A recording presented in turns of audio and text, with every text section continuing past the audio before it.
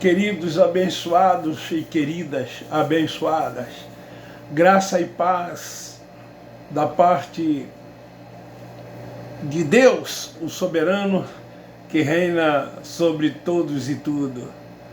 A Ele a honra, a glória, o poder, o louvor e a adoração. Quero na tarde desta terça-feira, dia 20 de abril, compartilhar convosco uma palavra vindo diretamente do coração de Deus para a nossa reflexão. É dando continuidade a esse tema sobre o dízimo, onde tem tido uma repercussão muito boa, porque centenas de pessoas têm sido alcançadas, mas ao mesmo tempo sei que está causando e muitos outros uma reviravolta, porque este tema é chocante, é um tema em que entristece e aborrece a muitos que vivem desse dízimo, né, que eles recebem das pessoas para os seus sustentos, alcançando assim as suas conveniências e seus interesses. Eu quero ler uma passagem no livro de Atos dos Apóstolos, capítulo 4, versículo 35, que diz assim: repartia-se cada um segundo a sua necessidade. Qual seria a vontade de Deus em relação à contribuição no início do primeiro século, ali quando os primeiros cristãos se reuniam? E então a gente percebe que a forma de contribuir era totalmente diferente da que nós vemos nos dias de hoje. A prioridade eram os necessitados, eram as pessoas que precisavam. E então se tirava a coleta, a oferta, e essas ofertas elas eram divididas, elas eram compartilhadas para aqueles que precisavam. Vendiam-se até propriedades, aqueles que tinham e que possuíam bens, os seus corações moviam assim de íntima compaixão, de amor pelo próximo, que chegava ao ponto de vender as suas propriedades, e então eles repartiam com os necessitados. Em relação aos dias de hoje, isso não acontece, porque as pessoas estão querendo cada vez mais possuir, cada vez mais ter bens. As pessoas, elas dormem pensando em dinheiro, elas passam o dia pensando em dinheiro, acordam pensando em dinheiro. É o querer possuir, é o querer adquirir, e muitos não medem nem consequências para que possam alcançar os seus intentos, os seus interesses. Eu nunca vi cristãos numa época vivendo tão voltado para as coisas materiais como nós estamos vendo nos dias de hoje. Não são as pessoas que não estão envolvidas diretamente num relacionamento íntimo com Deus. Não, porque isso até é de se esperar. Mas aqueles que estão seguindo a Cristo,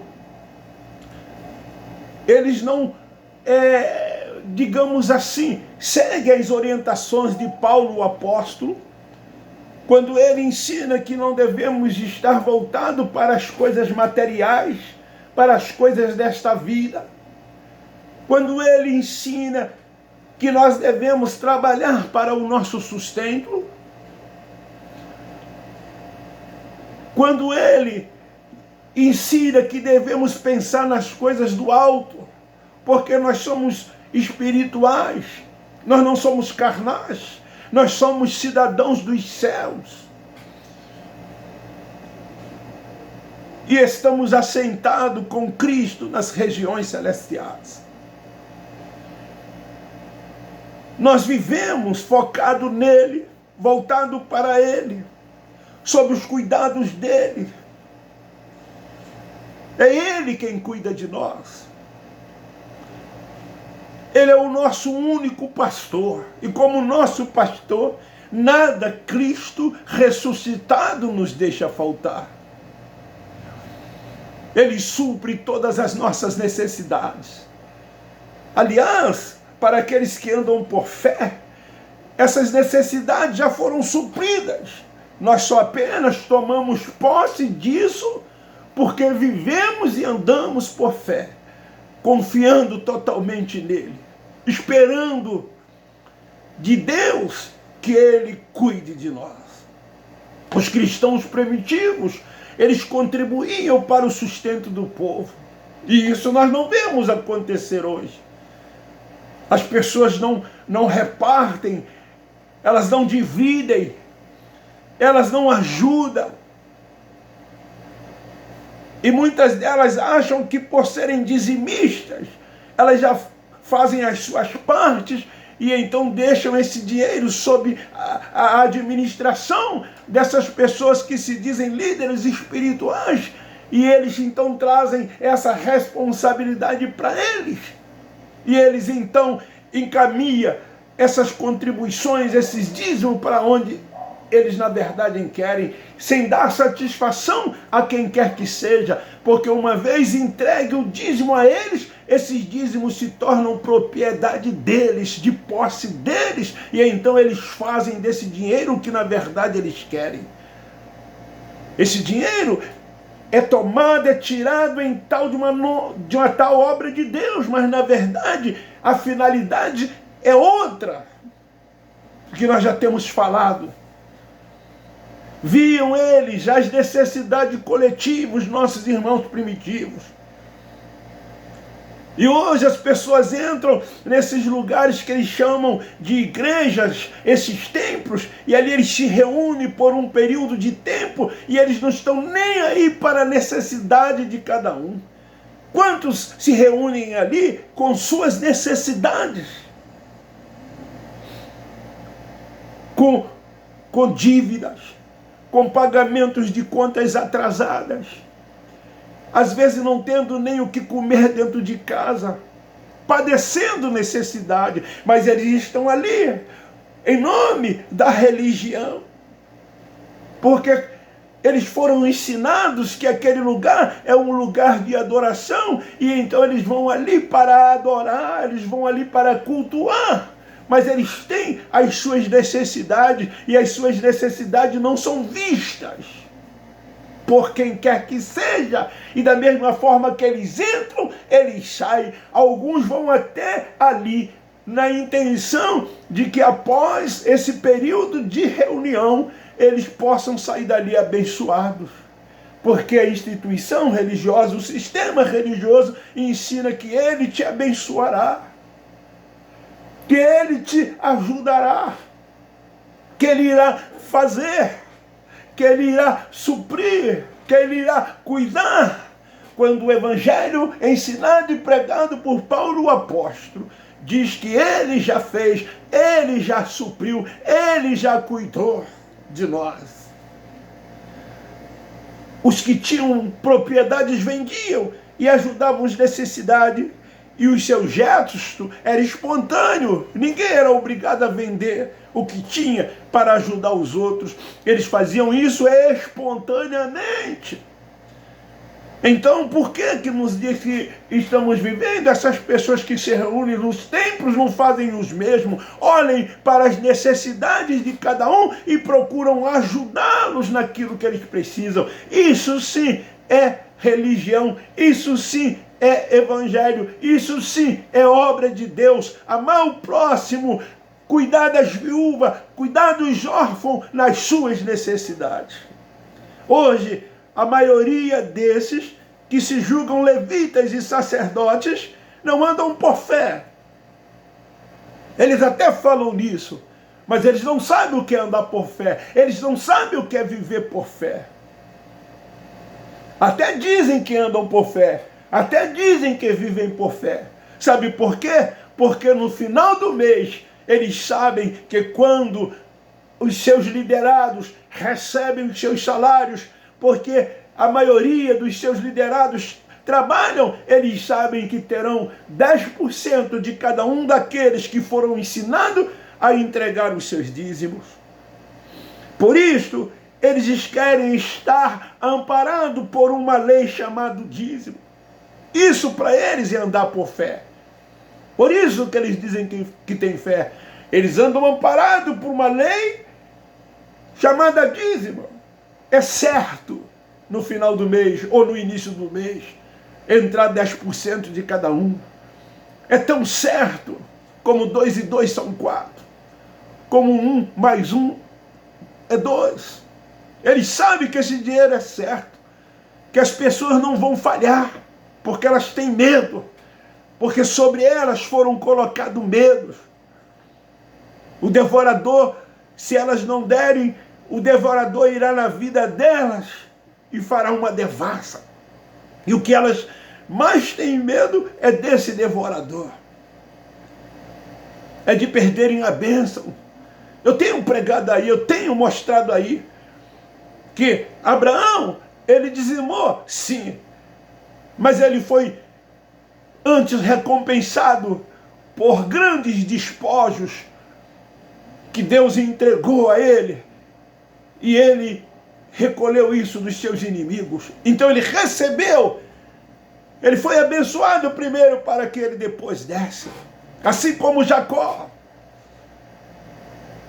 Os próprios israelitas que saíram do Egito, onde estavam cativos durante anos e anos, já havia uma terra que mana leite e mel, preparada para eles, deixadas para eles, e cada um deles iriam herdar pelas suas tribos uma porção de terra abençoada.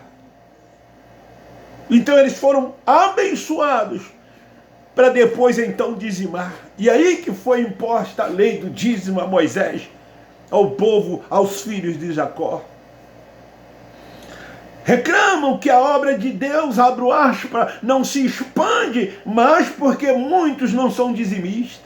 Eles dizem lá nos seus ensinos para as pessoas, a obra de Deus precisa avançar, ela precisa crescer, ela precisa ir de vento em popa. E não vai porque muitos ainda não estão dizimando. E você precisa dizimar para a obra de Deus, daquilo que é de Deus. Você está roubando a Deus, e quem rouba a Deus é um ladrão. Essa é a mensagem ensinada, pregada e praticada por eles. E as pessoas ficam com medo, não querem ser ladrões. Elas não querem ser ladrões, ou serem chamadas de ladrões. E eles pegam um texto, como lá de Apocalipse diz, os roubadores não entrarão nos céus. E quem é que não quer entrar no céu? Todos querem ir para o céu. Mesmo que existisse o lugar que eles dizem que é inferno, o tal lago de fogo de juízo eterno, mesmo que existisse isso, quem é que queria ou que quer ir para lá? Ninguém quer ir para lá. Todos querem ir para o céu. E então eles não querem deixar de serem chamados de ladrões. Então eles contribuem, eles dão por medo, por pavor, medo de alguma catástrofe acontecer em suas vidas. E dão, achando que serão abençoados, como se eles estivessem barganhando com Deus. Porque é isto que é colocado na mente de cada um daqueles que praticam a lei do dízimo. Porque lá em Malaquias diz realmente que aqueles filhos de Jacó, aquelas tribos que não contribuíssem, o devorador iriam nas suas plantações. Provavelmente os seus animais morreriam. E aqueles que davam seriam, ao contrário, abençoado. As janelas dos céus abririam, caíam chuvas sobre as suas lavouras, sobre as suas plantações. Os seus rebanhos iriam crescer, porque estavam obedecendo a lei de Deus dada a Moisés no Monte Sinai. Mas a verdade é outra. Não é nada disso que não está avançando, que não está crescendo, porque as pessoas não dizimam. O viver e andar por fé parece não existir no coração, nos corações. Hoje, eles são montados em uma grande soma de dinheiro, tirado por eles dos dizimistas e ofertantes. Para que ter fé? Para que ter fé? Se grande soma de dinheiros estarão entrando no final ou no início do mês. Tem muitos que já sabem a média mensal das arrecadações dos seus templos chamados igrejas. Já sabe a média.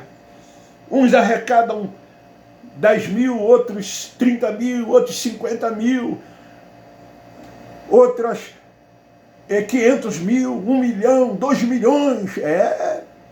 Já sabem. Por que viver por fé? Por que andar por fé? Por que viver sob os cuidados de Deus? Por quê? Eles quase que na totalidade, salvo raras e honrosas exceções, são muito voltados para o dinheiro. Eu desafio você a frequentar esses lugares e sair de uma dessas reuniões sem que eles deixem de pedir dinheiro. Eu desafio. Em quase 99,9% delas, se tiram ofertas, se tiram dinheiro. Eles podem esquecer de qualquer coisa, mas menos disso. E se acontecer de alguns deles esquecerem, um dos engraçadinhos irá lá no ouvido do líder e dizer: você esqueceu de pedir oferta e dízimo. Eles serão lembrados. Por quê?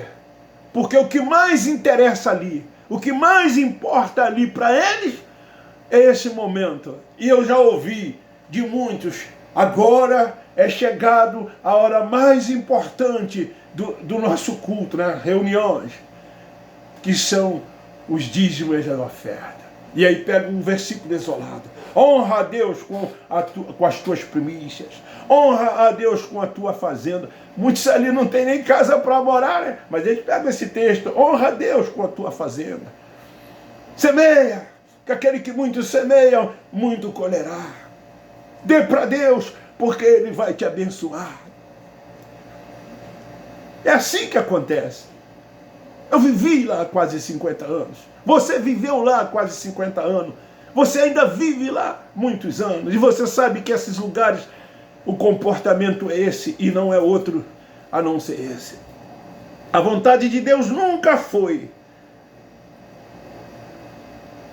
A vontade de Deus nunca foi a de quem tem os dons e não título, que ficassem preocupados com o que é material. Essa não é a vontade de Deus. Principalmente o dinheiro. Ele não quer que nós pensemos em dinheiro, que fiquemos voltados para o dinheiro. Ele sabe que o dinheiro é uma arma perigosa, que faz as pessoas se tornarem ambiciosas. E muitos caem em desvio por causa do dinheiro. O dinheiro, ao longo da história universal, tem levado muitas pessoas às prisões. A morte, muitos matam por dinheiro. Herança tem tirado a vidas de muitos, o sono de muitos. Quantos já netos mataram os seus avós por causa de dinheiro, filhos, os pais por causa de dinheiro. Esposa mandar matar o marido por causa do dinheiro ou vice-versa. Quantos Eu vou usar a linguagem do sistema religioso. Quantos se desviaram? Quantos se afastaram? Abro aspas, das igrejas por causa de dinheiro. Me faz lembrar aqui uma passagem. Depois vocês leem 2 Reis, capítulo 5, do versículo 1 ao 27. Leia. Muitos de vocês conhecem essa passagem. A história da cura de Naamã. Eliseu, um homem de Deus, ele foi usado como instrumento para a cura de Naamã. Vocês conhecem bem essa passagem. O mergulho no Rio Jordão. Naamã era leproso. E a sua criada falou do homem de Deus chamado Eliseu. E então ele foi até Eliseu, a fim de ser curado da sua lepra. E tal como Eliseu orientou, ele fez, ele obedeceu e alcançou a cura. Então ele, após ser abençoado, ele deu uma contribuição valorosa para Eliseu. Acontece que, por sua vez, Eliseu não quis aceitá-la de forma alguma. É diferente dos dias de hoje. As pessoas não fazem nada acontecer. Até porque quem faz acontecer é Deus. Já fez acontecer. Nós vivemos por posse e tomamos posse disso. O nosso dever é falar para as pessoas: tome posse, ande por fé, reine e triunfe. Ele já te abençoou, ele já te deu. Tu és um protegido dele. Tu és eleito, tu és predestinado. Ninguém te arrebata das suas mãos. Essa é a mensagem do Evangelho da graça de Deus. E nós somos criticados porque pregamos este Evangelho. Um Evangelho sem egoísmo. É um Evangelho de amor ao próximo. De querer o bem para o próximo. O Evangelho que ensina a gente a amar até o nosso inimigo, se é que temos. É de querer o melhor para as pessoas. O Evangelho da graça mostra isso, aponta para Cristo. A gente diz para as pessoas: deixa Cristo ser o seu Senhor, ser o seu pastor. Deixa Ele te abençoar, deixa Ele comandar a sua vida, dirigir a sua vida sem reserva. Esse é o Evangelho da graça de Deus. Não é um Evangelho que surgiu ou que está surgindo agora, não. É um Evangelho que Paulo, o apóstolo gentil, trouxe. Só que ele, ao longo dos anos, esse Evangelho ficou parado, porque existe o sistema religioso, ele veio com uma outra mensagem e substituiu esse Evangelho da graça de Deus.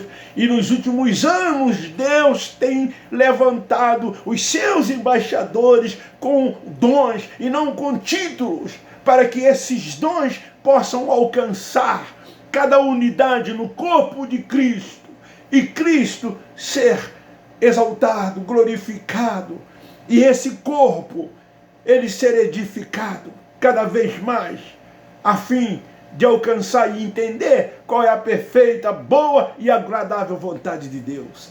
Esse é o objetivo do Evangelho da graça de Deus. E então, Naamã não quis aceitar.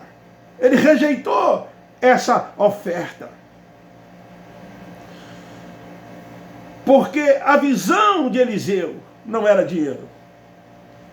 Mas aí é a diferença da visão de Eliseu para a visão de muitos nos dias de hoje. Oferta e presente não era a sua visão. Ele não queria nada em troca. De graça dai aquilo que de graça recebei. É por isso que os embaixadores do Evangelho da graça de Deus trabalham. Alguns poucos são aposentados. Mas nenhum de nós vivemos do suor do rosto de quem quer que seja.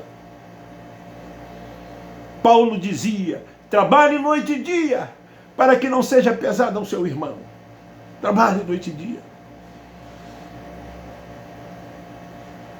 Esse apóstolo chamado Paulo, o que ele mais ensinou, falou, foi sobre a questão de trabalhar.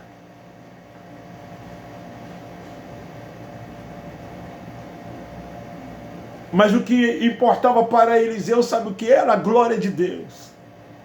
Quando Naamã foi curado, a glória de Deus se manifestou. O Evangelho da Graça de Deus, ele diz, a honra, a glória, o poder, o louvor, a adoração é de Deus, a primazia é dele. Mas não é isso que nós vemos nesses lugares. As pessoas querem estar em destaque. Quem canta quer cantar melhor do que o outro. Quem prega quer pregar melhor do que o outro. Quem ensina quer ensinar melhor do que o outro. A valorização dos títulos. As pessoas querendo alcançar cada vez mais degraus. Eu já preguei mensagens aí anteriores, não nesse tema, que é como se fosse num quartel. Soldado, cabo, sargento, subtenente, tenente, capitão, major, tenente coronel, coronel, até atingir o topo de general exército, almirante de marinha e brigadeiro aeronáutica. E lá é assim, auxiliar de trabalho, diácono, presbítero, evangelista, pastor, bispo, apóstolo, bispo primário. E agora só falta serem semideus. É isto que muitos lá estão querendo, títulos, títulos, títulos, para que possam estar em evidência, para que possam assentar naquelas cadeiras, que quase todas elas têm, e lá tem uma de destaque, e muitos estão até de olho nessa cadeira, que é a cadeira do presidente, e ali ninguém pode sentar. Muitos querem ocupar esse tal púlpito, esse lugar, porque em muitos lugares ali é chamado de lugar santo. Eu conheço um que tem uma instituição religiosa, e quando a pessoa chega ali embaixo do púlpito, ela tem que tirar o sapato, porque ele diz que aquele lugar é lugar santo, e ele se fundamenta naquele texto de lá, tira o sapato porque o lugar que você pisa é santo. Eu conheço, aqui em Caxias. Isto sim é importante para Eliseu, a glória de Deus ser manifestada. Paulo ensinou a fazer tudo para a glória de Deus. Deixe Deus ocupar o primeiro lugar na sua vida. Deixa Deus ser o centro. Deixa Ele ser a primazia. Importa que nós venhamos a diminuir e Ele a crescer cada vez mais. Há um só Deus, Ele é soberano, Ele não divide a sua glória com ninguém. Não furte a glória de Deus. Mas Geazi era um moço que ajudava Eliseu. Ele não tinha o mesmo propósito do seu Senhor. Seus olhos estavam voltados para a oferta de Naamã, como os olhos de muitos hoje estão voltados para o dinheiro. E sabe o que Eliseu disse? Eliseu respondeu: vive o Senhor, em cuja presença eu estou, que eu não tomarei. Mesmo Naamã insistindo para que ele ficasse com a oferta, o profeta Eliseu foi firme e não recebeu. Geazi usou as mesmas palavras de Eliseu para fazer totalmente o contrário. Geazi disse: vive o Senhor, que eu hei de correr atrás de Naamã e tomar alguma coisa. Assim fazendo, conseguiu prata e vestidos das mãos de Naamã, Geazi. Porém, queridos, o final de Geazi foi drástico. Foi o mais drástico possível. Ficou totalmente leproso. Geazi representa esses obreiros fracassados de hoje que amam mais o dinheiro.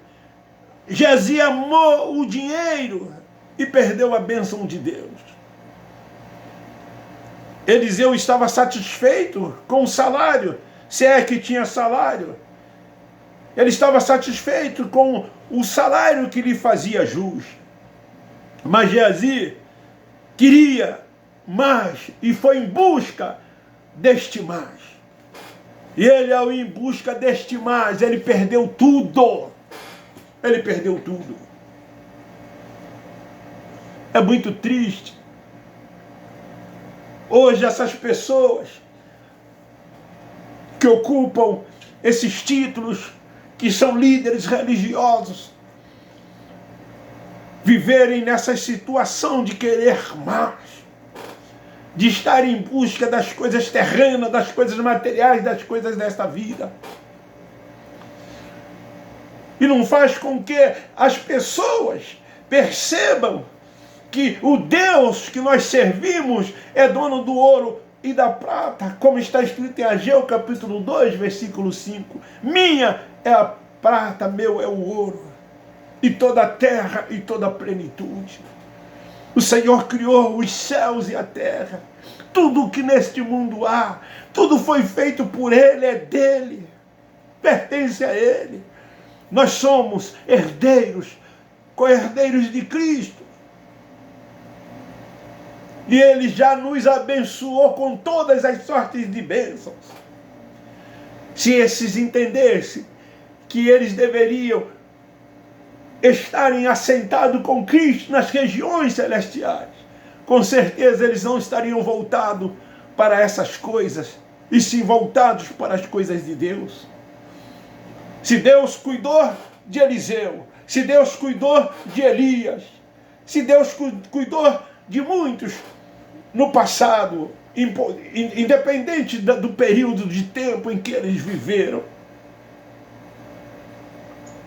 Deus com certeza, ainda nos nossos dias, Ele continua cuidando, porque Ele é o mesmo ontem, hoje e eternamente. Ele não tem começo e não tem fim. E Ele não faz isso porque Ele é fiel a mim. Ele não faz isso porque é fiel a você. Ele fez isso porque Ele é fiel à sua palavra. E Ele disse, eu velo pela minha palavra e a faço cumprir. Esse é o evangelho da graça de Deus. Tome posse, porque Ele é fiel à sua palavra e a fez cumprir. Então, se Ele disse que já te curou, Ele já te curou. Tome posse. Ele diz que já te abençoou. E se Ele diz isso, Ele já te abençoou. Tome posse.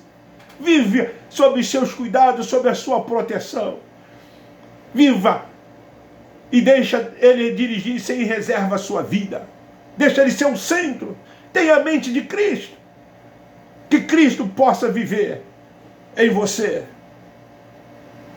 Que o seu corpo, não o corpo carnal, porque isso aqui para nada presta, mas o seu espírito é o templo do Espírito Santo. Ele habita no seu espírito. E o mais lindo, o mais importante, que Ele testifica toda hora, todo instante que você é filho de Deus. Dê aí um sorriso. Se alegre. Abençoado e abençoada. Tome posse. Eu termino dizendo, Abba Pai, Abba Pai, Abba Pai. Compartilhe e divulgue esse vídeo. Me ajude para que muitas pessoas possam ser alcançadas. Deixe de ser egoísta. Ao assistir, compartilhe, divulgue. Tu és um abençoado. Um beijo no seu coração. Um forte abraço. Estamos juntos.